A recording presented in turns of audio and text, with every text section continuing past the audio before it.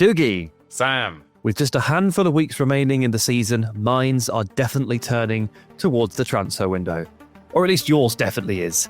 Let's set the table by predicting some shock transfers that could take place this summer. Jai is the most skillful player in the Premier League. Because there's nothing Everton can do about it. He clearly is a Man United fan. I don't think he'd really want to move at the moment. Last season, we had Leone. This season, we have Muharrimovic from Sassuolo. Defensively, he is a solid defender. I do wonder whether it's time for Frankie de Jong to move on. Joe Laporte has just revealed that Frankie de Jong does not want to move. John Stones will leave Manchester City in the summer. Where do you think he goes? Newcastle. Everton. Barnsley. Back to Barnsley. Alisson Becker is being linked with a summer move away to Juventus. What's going to happen with Martin Odegaard? Yes, hello everybody and welcome to another episode of The Truth. I am your host, Sam Tighe. Joining me is Dougie Critchley. Hello. Hello. Hi, Sam. Great to be with you once again. Another remote record, but I'm excited. Fault. Not your fault, not my fault, not really Jack's fault either. It's He's Jack's in fault. between. Well, it is kind of Jack's fault. He's in between trips and also pretty ill as well. But I'm excited for this week's podcast. As you said, it's about transfers. I've already been starting to gear into transfer mode because Sunderland are on the beach. Mentally, I'm kind of on the beach as well. Need a break from actual football, but I'm looking forward to the transfers. Yes, let's briefly introduce our producer. It is his fault that we are recording remotely. He has picked up some kind of flu, and to celebrate that, I wrote a quick ditty. Would you believe it? Jack Collins, a poem to you. He went to Bruges to try the luge, but came back weak in despair. But he's fit to preside over this wild ride. It's Jack and his big bushy hair. You know what, Sam? That was very good. Very good. Thank you very much. About 60 seconds. On a scale of Southampton imposter Ali Dia to international goal-scoring legend Ali Daei, how are you feeling? Very, very close to Southampton. I think is probably the way I would put it. Yeah, it's my fault. I apologise for basically forcing this into a remote record. I tell you where my mind is at, Sam. When you opened up the podcast and you said minds are turning, my immediate thought was, why is he talking about minds? Like, why is he talking about Urs Fischer's side? That's where my head is currently at. So I think it's best that I kind of remove myself from the narrative in terms of this conversation. Fantastic. Yeah, we'll call on you sparingly, if at all. Look, it's the week of the European second legs, Champions League, Europa League, Conference League. By the time you listen to this podcast, you will know if Arsenal made it to the final. You'll know if Bayern PSG was just as epic as it was the first time around. And you'll know if I am the happiest or saddest person on earth, depending on how Villa get on Thursday. It will be one of the two. I will be either the happiest or the saddest. How are you feeling in general? I know you'll talk about post-match feelings, but how are you feeling now? Yeah, expectations are pretty low, unfortunately. Maybe that's a healthy thing, but I genuinely am now quite worried. Really? The last week or so has been pretty dreadful. Spurs was bleak, wasn't it? Yeah, it was really bad. It was really bad. And look, ultimately 7 changes. The players probably aren't afflicted, but it's going to sound really weird listening to this now because everyone's going to know what happened. But like this is Tuesday, Sam speaking. I'm worried that the team has just lost all momentum, and I'm worried that Amadou Onana is not going to recover from whatever a tweak calf that he got at the City Ground last week and won't be able to play, and what that means for the midfield. Yeah, I'm worried that Morgan Rogers looks like he's run 10 kilometres too far and he still needs to run about 50 more. So Villa Park is a place where Villa tend to win. They need to win by 2. It's not impossible, obviously. It's very possible. I mean, I think at worst it's probably a 50-50 shot, but look, the fan in me is like, oh God, here we go. Yeah, it is a little bit troubling because also Forest put out a heavily rotated side against Chelsea, who are the worst side in the division right now in terms of form over the last 6 games. I think they've lost all 6 and scored once. But Forest absolutely smashed them. And momentum is very much with them in this relegation battle as well.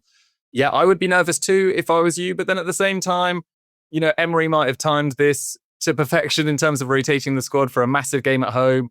Obviously, the mood against Spurs was really bad in Villa Park, but this is a fresh start. This is a great opportunity to reach a final. First trophy since, what will it be, since 1996 that you guys are gunning for. yeah, I wish you all the best. I mean, I wouldn't be feeling extremely confident if I was you. And it sounds like you're not either, just given the last few results. But you can definitely do it. Yeah, well, let's see. Hey? And if we do make it, then there'll be no podcast in 2 weeks' time because I will be in Istanbul. So I've always wanted to go there as well. It takes on another level, another inflection, doesn't it? When like if Villa were to get there, then I would go. So that's very exciting. So for it not to happen would be crushing. But enough about results that the audience already know and we don't. We are going to talk about potential shock transfers. We're skipping ahead to the end of the season. Eyes on the window. Who could be moving about? Who might shock us? Dougie, before we spend 150 minutes talking about Anton Stack to Bayern Munich for 100 million euros, could you just go ahead and define what would be a shock move in your opinion? Yeah, so shock moves are rare to come by now in terms of the build-up to most transfers. You hear about them weeks before, but at the moment, I thought it was a good time to talk about it because there's been a few rumblings about various transfers, but the full transfer industry hasn't really got up and going just yet. So I'm generally talking about the moves that the man on the street would be surprised by. The guy the transfer that just hasn't been widely circulated at the moment. Obviously, we work in football and think about football a lot, and I'm sure our core audience that are listening and watching this podcast also think about transfers. So I'd be surprised if there's any that we're going to suggest that are completely mental. But I do think there is potential for some big departures from big clubs this summer. So I'm quite excited to hear your thoughts and hear your thoughts about my suggestions too. Yeah, I must say I've got a long list of about 10 here and I kind of worked through them. I was trying to pick in players that I think might leave, trying to pick destinations for them that would shock me. Started to sort of remove certain suggestions from the list and ended up with the final 3. Hope you did too. Mm-hmm. I have ranked mine in order of how pleased I was with myself when I thought of them. Because that was the whole process actually was like, it's like trying to solve a jigsaw puzzle really at the end of the day when you're trying to find the right combinations for these things. So I'll start, Dougie. I'll nice. Go in at number 3. One I was happy with when I thought of it. Iliman and Ndiaye to Man United.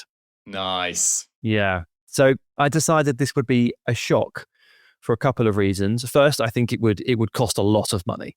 I think it would it would automatically qualify as a shock if it hit the kind of like Iliman and Ndiaye would cost £50 million or something like that. Like I think that's probably the lowest he would cost if we're being really honest. So if you associate that kind of figure with Iliman and Ndiaye, and to use your analogy, the man on the street probably doesn't necessarily know that Iliman and Ndiaye spent most of this season becoming an amazing footballer, like really good, and 9 goal contributions this season. It's average. It doesn't tell the whole story. There's much more to him than that, but it is average enough for I think this might raise some eyebrows if it were to happen. And then secondly, people are so fixated on the fact that United need 2 centre mids, and people are so fixated on the Michael Carrick debate, and people are so fixated on Bruno Fernandes, the assist record. These 3 things are dominating all of the conversation around Man United right now. And what that means is that flying under the radar is the fact that they need to recruit in 3 other positions for a start, and definitely need to juice up the attacking line. I mean, the starting guys individually, they're all quality, but they need more players because they're going to play, at least 8 more games next year, but probably more likely to be 12, 15 more games next year, probably. They need players. They need attackers. And someone like Ndiaye, I think, would be really good. I think he suits them in terms of the way they play at the moment, which is that he can operate in those big spaces, carry the ball. I think he also works really well in tight spots. He's a really wriggly, tight dribbler. And that is the conundrum that Man United are going to have to solve more often next season, which is teams blocking up against us. How do we break them down? They've got a lot of players right now. They're really fast, really good at playing into those spaces, lots of switch passes. How many have you got? Do you have enough players in those tight spots to break these teams down that show you more respect next season? I would argue no. And I think someone like Ndiaye, who can play across the midfield 3, the attacking line, he's shown this season he can play left and right, and I think he can play as a 10 as well if needed. I think that'd be a really good idea. Yeah, I really like that suggestion. I mean, I was watching him on Monday night, as you, listener will watch this, a fair few days ago now, but him against Man City. Weirdly, I don't actually think he played as well as he can do, but still in that game, the amount of danger that he's able to create because he is so comfortable dribbling with the ball at high speeds. And Everton obviously wouldn't sell to a club like Liverpool. I'd be very surprised by that. Man City signed Semenyo in January. I don't think he's a Mikel Arteta style player. Would he want to go join the chaos that is Chelsea right now? I'm not so sure. So Man United actually feels pretty realistic, Sam. I think that's a really good opening suggestion. I did my ranking, so you did yours in ones you were most pleased with. I'm doing 3-1 in terms of who will be most annoyed, and number one is the most sort of frustration-inducing suggestion of it. So in 3, the least annoying transfer for their fan base, I've gone with Frenkie de Jong to PSG. Oh, jeez. I think the destination of this is really rogue. I wouldn't necessarily suggest him to PSG, but it is actually being widely talked about at the moment. And the reason that I think he could leave Barcelona is that this year there's been injury issues once again. It's kind of been a little bit of a story of Frenkie de Jong's Barcelona career. A run of games, then an injury doubt, run of games, injury doubt. He's never really, except for Ronald Koeman, that kind of spell, I don't think he's been a key man under any manager. I think I would describe this signing overall at Barcelona as a 6.5 out of 10 across his entire time there. I think he's been absolutely fine. I don't think he's been brilliant. Marc Bernal's now there. Marc Casado will probably be moved on this summer as well, but they've got Gavi further forward. They've got Fermin Lopez. They've got Dani Olmo. There isn't much need for Frenkie de Jong anymore at Barcelona, particularly given his wages and his age. Somehow the last 10 years has just flashed by, and he'll now be 29 next week as we record this podcast. And his wages, it's really difficult to find accurate reporting on wages all across the internet. Unless you are a Barcelona accountant for the club, they will have all the details. But according to most reports, his contract goes until 2029. He's reportedly paid over £18 million per year, which works out at over 300 grand per week for a player that is getting into his, well, he should be in his prime right now, but injuries have kind of affected him for a player that's played a lot of football over the last 10 years or so. And he is their second top earner behind Lewandowski, who is supposedly paid over £500,000 per week. He is actually the 4th highest earner in La Liga behind Lewandowski, Mbappe and David Alaba. And it feels like 3 of those players in David Alaba, Lewandowski and Frenkie de Jong might be on the move this summer. I mean, Mbappe, that's not happening. But Frenkie de Jong feels more expendable for Barcelona. The reason I don't think he suits PSG is because they are a very high energy, dynamic side that are relentless pressers, etc. And actually, their midfield has kind of broken down a little bit this year with João Neves and Fabian Ruiz having a number of injury issues as well. Throwing Frenkie de Jong on huge wages, coming up to 29, that feels a little bit rogue to me, but it is the one that's being talked about at the moment. I think the Man United deal that was talked about every summer for about 5 years, that shit feels like it's sailed. I think Man United with Ineos and Omar Barada at the top will go for someone younger and cheaper, I would have thought, than Frenkie de Jong as well. But I would be very surprised with Barcelona needing a striker if Lewandowski was to leave and a left-sided centre-back, and they're talking about Bastoni and Schlotterbeck. Both of those, particularly Bastoni, will cost a lot of money. Barcelona need cash. So I think Frenkie de Jong is on the chopping board. Interesting. You've touched on a few themes that I'm going to be coming to in my remaining 2, actually, which is really cool. But just on Frenkie, okay. Was not prepared for that. I read an interview with him very recently. He did take a bit of a swipe at the idea that he earns that much money. Interesting. Okay. But I don't. He didn't set the record straight. He was like, actually, I'm on £250,000. Like he didn't do that. I don't know how much it is. So maybe it's not that much, but it's obviously loads. Like he's obviously a very, very high earner. It's been a very complicated situation. His transfer, his wages, his fees, COVID, delayed payments, missed payments, owed wages, all loads of injuries. I generally am of the opinion that Barcelona are elevated when Frenkie de Jong plays for them. However, it's not that often I actually switch Barcelona on and he's there. So these are situations where, like, if you are earning a lot of money, and he may not be earning that much, but he's still earning a lot, it becomes very difficult to justify, especially when Barcelona have been fighting so hard to get under the salary cap 2 years running. I think they'll have a little bit more to spend this summer. I'll come on to that in a moment.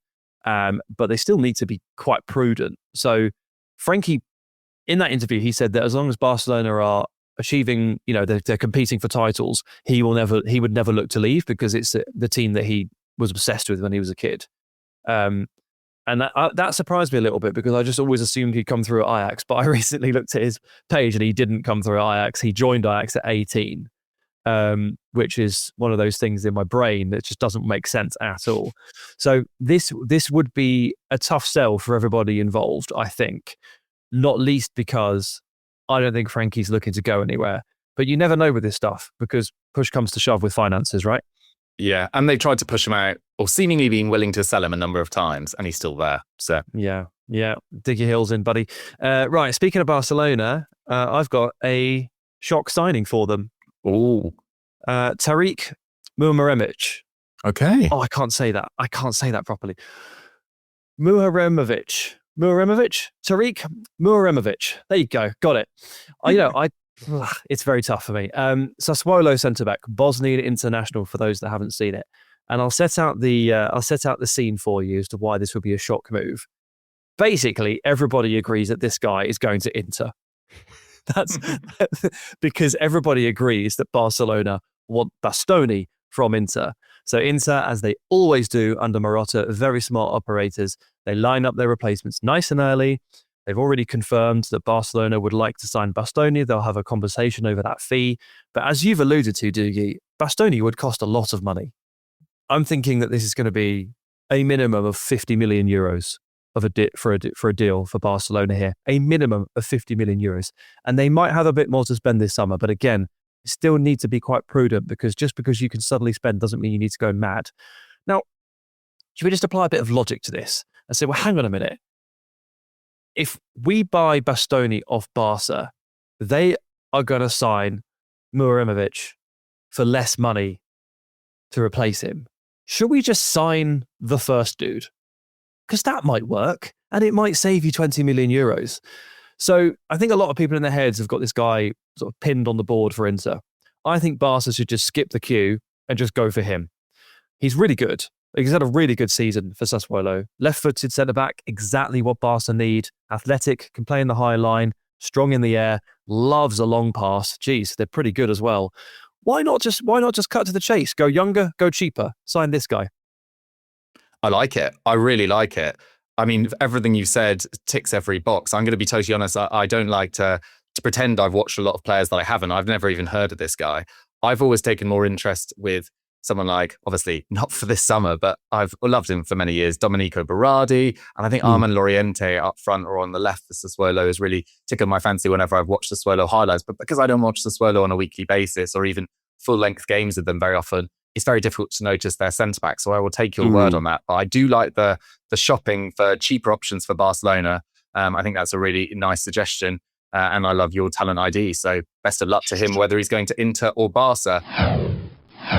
On the topic of big Italian clubs, Sky Sports News were reporting this week that Juventus want to sign Alisson. Now, talking about transfers that would get the man on the street or woman on the street going, Alisson leaving Liverpool in a summer in which Mo Salah is already leaving, Andy Robertson is leaving, Ibrahima Konate still hasn't signed a new deal, and they might be making some major changes in midfield and at centre-back with Jeremy Jacquet arriving. Alisson leaving Liverpool would be a big shock. But you dig into it a little bit deeper. This is a 33-year-old who is set to enter the final year of his deal. He signed a one-year extension in March. Now, when you sign a one-year extension in March rather than a two-year deal, it probably suggests that they want to make sure they get a fee for him, which, given the rumours that they are potentially willing to let Mo Salah leave for free, which to me doesn't make any sense whatsoever. I'd look to get £20 million or £25 million if you could, or maybe even a little bit more if it's Saudi Arabia, for Mo Salah, given the fact he still has a year left on his contract this summer. I wouldn't let Alisson go for free, which is why I think they gave him a new deal in March. Alisson at Liverpool, I think he was world class at Roma, but very few people that watched, just purely British football or maybe even the biggest clubs around Europe would have spent that much focus on or given that much focus to Alisson. I think aside from Mo Salah and Virgil van Dijk, there's a strong argument that Alisson is Liverpool's most important signing of the 21st century. I think Luis Suarez would be up there as well, but he never won anything really of note with Liverpool. Alisson, in that, I think he arrived in 17-18, Liverpool became instantly much more competitive. Liverpool had struggled in that goalkeeping department for a number of years. Simon Mignolet, etc. Karius. Alisson was a huge difference maker. 6 months later, Van Dijk arrived, and Liverpool suddenly became a side that could get up into the high 90s of points per year in the Premier League. Alisson was absolutely amazing in that stint. I think he was, for a long time, the best goalkeeper in the Premier League. Ederson was probably better with his feet, but Alisson was the all-round package that Ederson potentially wasn't quite in terms of his shot stopping. But he has become pretty injury-prone in the last couple of years. He missed 18 games with injury last season, 28 the year before, 19 the year before that. So 65 games missed in the last 3 years. They signed Mamardashvili last summer. I think he has struggled being a little bit in and out of the side this year. I don't think he's necessarily shown his Valencia or particularly his Georgia form. I don't know whether he's necessarily Liverpool's long-term number one. Would they want to let Alisson go in a summer when there's already so much disruption? I'm not so sure. But if you're going to let him leave free next year when his contract expires, having signed that extension in March, maybe if Juventus, who are desperately keen to sign him, which again seems a little bit strange given that I think they've got other priorities, and he's 33, and Di Gregorio, I think, is, aside from quite a few mistakes recently, a fairly solid Serie A goalkeeper. I don't think it's a massive area of necessity. I find it a little bit confusing from Juventus's perspective why they're supposedly making him their top target. But from Liverpool's perspective, it might be time to look for a long-term number one successor if it's not going to be Mamardashvili. Oh, I don't know how I'd feel about that if I was a Liverpool fan. Alisson's so good. Would you keep him for another year and let him leave for free? Yeah, I don't know. With him, I know he cost a hell of a lot for a goalkeeper, but he has proved more than worth it. They've got their value out of Alisson without a shadow of a doubt. Sensational. When you reach that point with a player where they have just given you so much, you become less and less worried about what you're going to get in return for them. That's possibly why they're just not that asked about a Salah fee. They've more than milked the 30 million for him. Alisson's the same. I would just be worried if I was a fan of what life would look like without him, just because he's been so good for so long. And like, he's so good in 1v1s. Like, he's probably the best goalkeeper I've ever seen in 1v1s.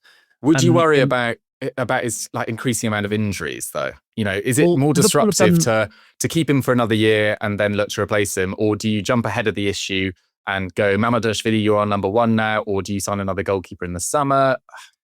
Yeah, they've done a really good job over the last 3 years of mitigating those Alisson injuries by keeping a really, really good number two. True. In ways that other clubs basically just have refused to or not bothered. They have always kept a really good number two. Kelleher was a Premier League number one in waiting for 3 years and would step in and play 15 games a season, be happy to do so. Eventually decided enough was enough. I need to go and play all the time. Fine. Mamardashvili, obviously, same principle. You're right. He has struggled a little bit. Would he settle in and get used to it next season? Would he find his rhythm as the in-out goalkeeper in season 2 a little better? You know, these are questions that you cannot answer. But I would be petrified of losing Alisson. Like if it was my team, he's that good. Okay, fair enough. I mean, it would be a shock departure. It would indeed, yeah. It would indeed. I mean, I saw the 1 year extension as we're going to keep you around. I hadn't really considered that it was a protection of value thing, but now you said it kind of makes sense. So it is maybe I can see your perspective as well. It's a big decision to make when Liverpool already have a number of big decisions to make all over the pitch, kind of. So maybe you're right. Maybe just kick the can down the road for another year. Maybe. Right, you ready for my number one? Yes. It's John Stones to PSG. Oh, nice. So he's going to be a free agent very soon. He'll have his pick of the clubs. He can sign for anyone he wants right now, actually, in Europe, if he wishes. But obviously, he'll wait to the end of the season.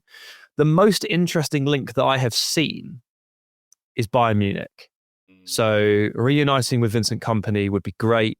He could enter the centre-back rotation. He could maybe take the role of Kim if Kim were to depart, for example. Or, they're going to lose Goretzka. And I was just feeling a bit like, wow, Johnny Stones in central midfield, he he was pretty damn good for Pep in central midfield, and he's a big body, and he can push forward. In the post-Goretzka landscape, could it be Stones? But that's already been linked, so people are talking about that, so that wouldn't shock me. I couldn't really see any John Stones to PSG chat.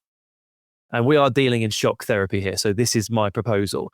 And what really, really, really sealed it was this. Luis Enrique last week, doing his press conferences for the Bayern Munich game, and he was talking about how he dreams of utilising 10 outfielders that can play every single position. Well, John Stones can play at least half of the positions, mate.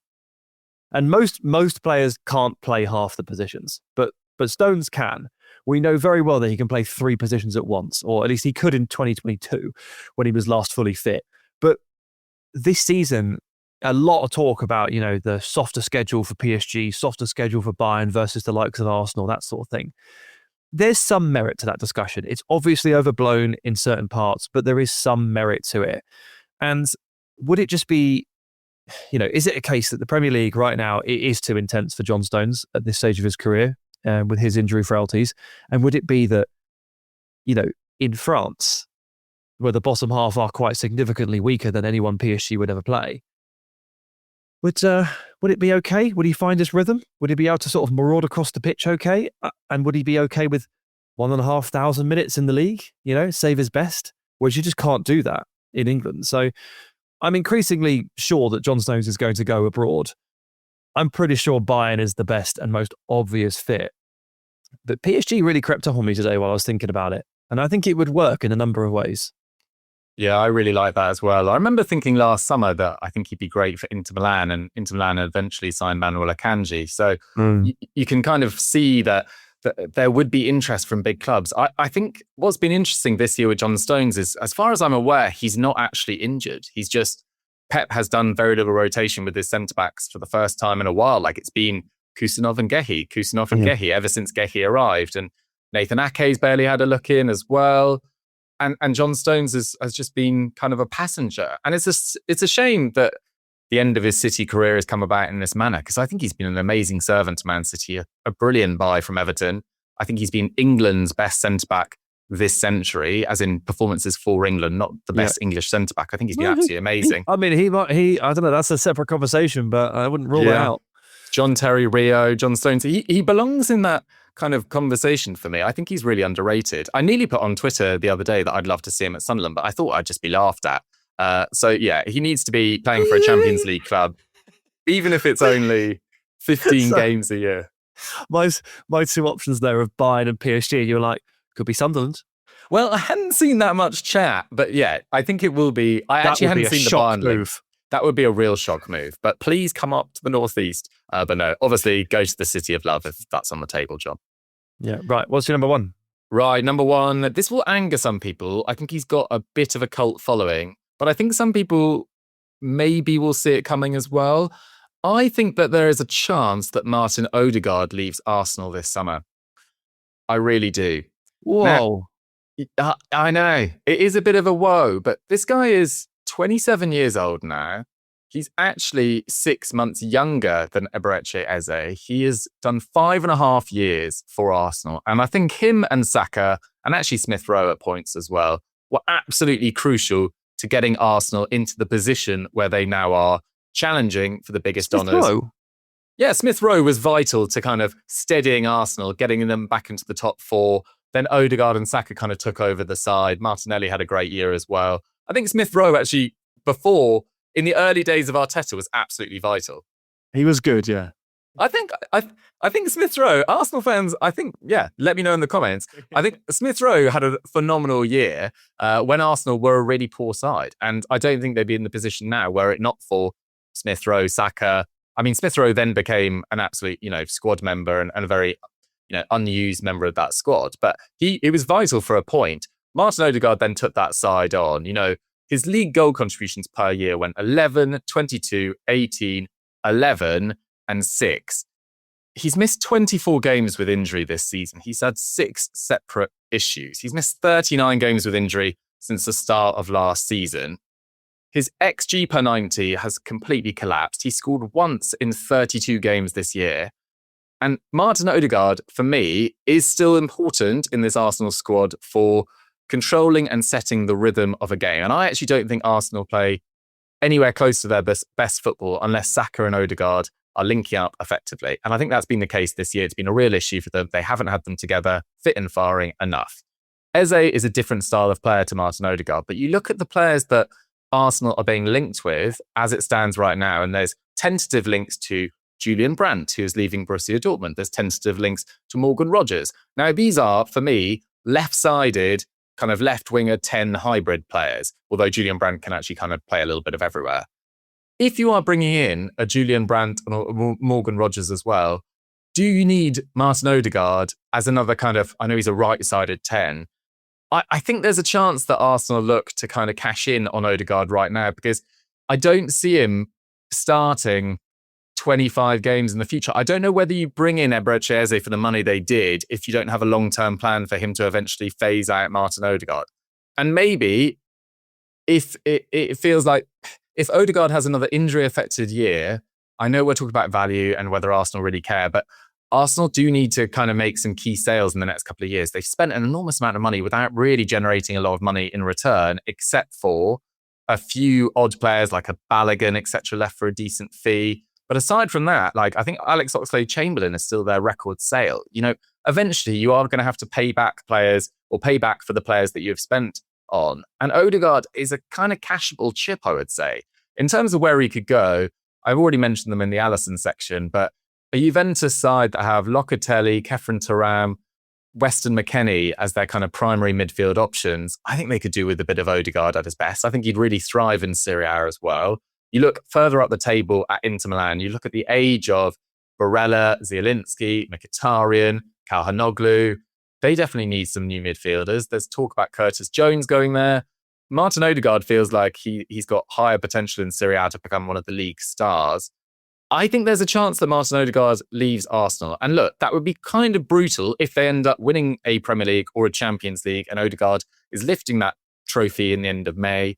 It's a long shot, and I do think it would be a big shock, which is why I've suggested at number 1. But I don't think it's outside of the realms of possibility that Arsenal cash in. It is not impossible. It can't be impossible for Odegaard to leave just because, they've been forced to create a team without him this season. Let's put it bluntly. I mean, I personally think he's a phenomenal player to the point where a couple of years ago I voted for him for Footballer of the Year. He was absolutely. I'm a huge Odegaard fan, and I'm very aware that there are people out there that are not big Odegaard. Like he splits opinion big time in the Arsenal fan base. Like there are a lot of people that will insist that he is not great or slows things down or gives the ball away too much or he's never there. He gets flack for not being. He's not a very typical captain, is he? Like he's not sort of loud, up and at 'em, aggressive like captain. He's a lead by example, lead by being the best on the pitch kind of guy. So there's definitely ways for people to poke at Odegaard. They've had to rebuild a team without him. This team has become. It's not Eze's team, but that midfield, it's about getting the ball to Eberechi Eze as much as possible in shooting positions. And where does that leave your club captain? Well, on the outside looking in. And now when he goes into the team, he kind of looks and feels a bit odd sometimes. Odegaard's there. Like what used to be like second nature in terms of passing and rotation. It's not like that anymore. You can see on the pitch, it's a bit disjointed. So it's a very interesting point he reaches this summer. He'll go off to the World Cup and he'll play for Norway. I can't help but imagine he's nowhere near his best because he hasn't been anywhere near his best for a year and a half at least. And then we'll see what happens. He'd be amazing in Serie A. Like he would absolutely kill it for Inter, for AC Milan, for anyone. Absolutely kill it. The one thing nagging at me here is, have you seen the prices of these central midfielders? So if they were to lose this player, they would have to go back into the market and go and find another player, right? Because they'd be short-handed if they didn't. Do they want to go and spend another 100? They spent 100 on Rice. They spent 60 million euros on Zubimendi. They spent 60 million pounds on Rising. Like this is expensive stuff. Anderson's going to cost so much money. Wharton is going to cost so much. Like, do you want to get involved in that? Or are they currently sat there and going, thank God we're not involved in that. We've got all our centre mids. Thank you very much. Yeah, it's the way up, I suppose. Yeah, we will see. And you're right. You're absolutely right to point out that they have not made very much money in the way that like Chelsea have churned through players, City have churned through players, Liverpool have consistently made money on Joel Quantas and Tyler Mortons. Arsenal have not done this. I don't know if their financial situation means that they need to, but logic would dictate that they are going to have to make some sales at some point. And yeah, you're right. He's a cashable chip. There's a few on that team actually that look like they've had their best days in an Arsenal shirt, and sadly he's one of them. Ben White is definitely another. Yeah, how much are you going to get for Ben White in this state? I mean, Ben White looks cooked. He really does. Yeah, I think Ben White's probably 25 million max, whereas Odegaard, you're kind of selling the dream of what he's been, but I think you could get 40, 45, maybe even 50 million. But from an Italian club, maybe a bit less. I suppose the final point is that they've also got two exceptional players emerging, one who emerged last year in Ethan Nwaneri and one who's emerged this year in Max Dowman. Do you need to start thinking about their long-term future and how they're going to get minutes to turn into the players they are going to be in 2-3 years' time if they develop as they look like they will eventually become the players? If they become the players they look like they're set to become, is kind of what I'm trying to say. Yeah. I think you kind of need to make a little bit of space, and you don't want to sell Saliba, you don't want to sell Gabriel, you obviously don't want to sell Saka, you don't want to sell Rice. Odegaard is you're going to get more money for Odegaard than probably a Martinelli or a Trossard, or even you don't want to sell a Lewis Skelly because he's a bigger part of your long-term future. I think there's a chance that Odegaard goes. Maybe. Fascinating. It's a good point to raise for sure. Cutting room floor, Dougie. I'll tell you who didn't quite make my list because I just couldn't quite find the right fit, but these players crossed my mind and then I sort of removed them again. So I started fishing around for Alexander Sørloth destinations, but then I decided that Griezmann's gone, Alvarez might go. You can't sell all three. It's just, you'll end up with no forwards. So I got rid of him. Tried to bring McTominay back to the Premier League, failed. Tried to find a spot for Rafa Leão, failed. Yeah. Tough one. Tried to find the perfect spot for Morgan Gibbs-White, failed. And you mentioned him earlier, actually. There might be some scope in the idea that Nico Barella and Inter are coming towards an end. I don't know. Teams need to be refreshed, and he's not been at his absolute best this season. I just wonder if that's a name they look to move on and refresh the midfield with, because he's been linked to Real Madrid and stuff like that. So yeah, he's kind of on my radar, just in a very sort of weird way. No, I think it's a very fair shout. The Inter fans that I follow on my timeline have been kind of hammering him all year for his drop off in form. Zielinski's probably been their outstanding midfield. I think it's been shared around minutes in terms of Inter's midfield, and they've been by far the best side in Serie A and deserve enormous respect. But Barella feels less important than ever. Indeed. Right, that's 6 shocking transfers that could happen. I feel shocked. That's a good YouTube title video, isn't it? Hey, that's a good YouTube title. That's right, the game. Let's go and watch Arsenal Atletico. Let's do it, man. Let's go watch Martin Odegaard. Yeah, I mean, a lot of these statements by the end of the week, to be fair, we didn't mention that many players playing for these clubs, but Odegaard might have a key role. It just feels like right now that it's going to be Eze that has the key role, or Saka or Yorker getting them to this Champions League funnel. But who knows? Maybe we'll be proved wrong in a couple of hours. Maybe. And Wednesday night, of course, is the second instalment of PSG versus Bayern. Win against John Stones. That would be fun. Fantastic stuff. Dougie, thanks for joining me. Thank you very much, Sam. Jack, thanks for sitting there. You're very welcome, Sam. You're very welcome. I've just been here making snide comments on the chat about how Emil Smith-Rowe's best performance for Arsenal came last weekend when he was playing on paper for Fulham at the very least. I said this to an Arsenal friend. I was like, yeah, but it was 12 versus 10. And he was like, what do you mean? The referee was fine. I was like, oh yeah, the referee was absolutely fine. It was Emil Smith-Rowe doing the Jokeres celebration, obviously kind of rocking up in the club shop after the game to buy his Arsenal kit. They really got my goat, but alas, we are where we are. I didn't realise Calvin Bassey is an Arsenal fan as well. There was, the amount of people with Arsenal links in that Fulham squad is kind of crazy. We really are Arsenal B in so many ways. These are the things that you are perfectly entitled to get truly wound up about as a football fan. They mean absolutely everything. Right, final thanks goes to you, the listener. Thanks for joining us, and we'll see you same time next week.